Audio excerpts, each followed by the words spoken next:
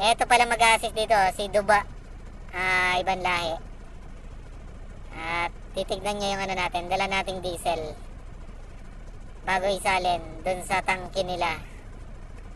At papalitan pala natin yung ano natin dito. Clearance light kasi pundi pala ito kagabi.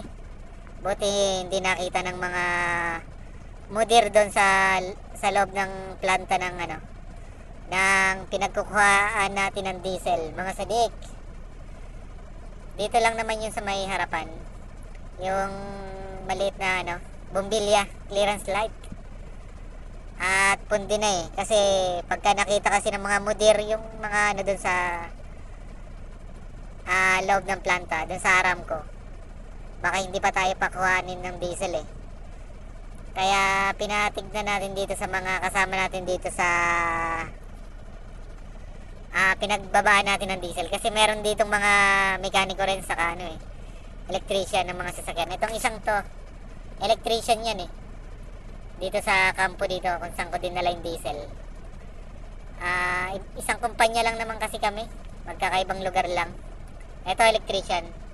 At sinabihan ko na siya na papalitan ko nga yung clearance light nung ano, doon sa may headlight. Kasi pundi na siya, mga sadik. At ito yung unit natin na si Shockman na Bumblebee. Shockman na Bumblebee na Super Gadim. Alam mo ba yung Gadim, sadik? Ito yung ano natin dito. Ginagamit natin. Pero okay lang din naman kasi may aircon naman to eh. Mahirap kung walang aircon, luma na tapos wala pang aircon. Pero itong ginagamit natin ngayon dito, mayroong aircon. Ay, ito, nagpa-assist tayo dito sa ano, electrician. At binabaklas na niya. Titignan niya yung ano, yung napunding ano, clearance light dito sa harap. At pinuntahan muna natin saglit yung isang kasama natin doon para tulungan para sa paglagay ng ano, gate valve, paglagay ng hose na nakakonekta doon sa tangke nila para maisalin na natin yung laman ng tangke natin, mga sadik. Para masalin na natin, maumpisa na ang pagsasalin. At nakita naman na nila na puno yung karga natin eh. Bali pag dumating tayo sa location, tinitignan ng mga kasamahan natin dito yung tangke natin. Umaakyat dun sa taas, tinitignan, binubuksan yung ano, yung takip ng ano natin, tangke. Tapos tinitignan yung diesel kung baka nabawasan eh, baka kalahati na lang yung dala natin eh. At yun, tinitignan nila yan lagi pagka nagde-deliver tayo. Sa ibang planta naman na dinideliveran natin, sa ibang planta naman na dinideliveran ko, mayroon ng ano, timbangan.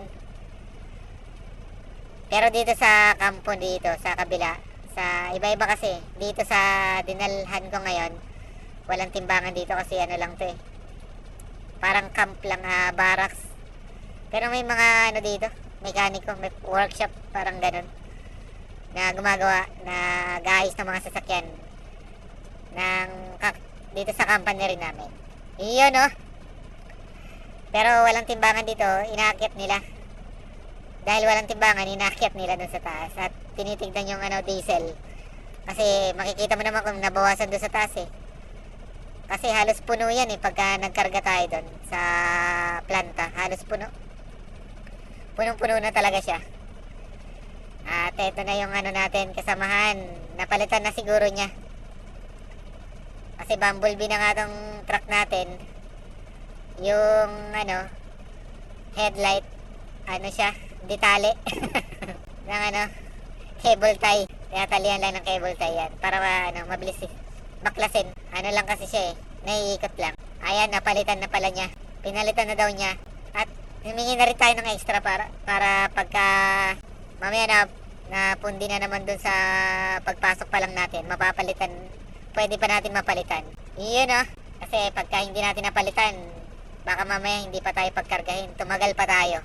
Ganun na, yun ang mahirap pagka yung truck mo hindi kinargahan ng mga mudir yung mga manager doon sa loob ng ng planta, ng mga naka-assign doon. Kasi ganoon pagka nag-check sila doon, tapos pag nakita yung truck mo na may mga diferensya, hindi kakargahan yung truck mo, papabalikin ka doon sa workshop, papabalikin ka doon sa company mo sa barracks, tapos ipapaayos mo muna yung truck mo bago mo dalhin ulit doon at kumuha ng diesel. Ang mangyayari, matatagalan ka. Kaya mahirap yung gano'n, yung hindi ka nakapagkarga kasi may sira yung truck mo. Kasi malilate na yung malilate na yung tapos ng trabaho mo. Hindi ka makakapagpahinga agad ng maaga. Hindi ka makakapaghayahay. Muskila.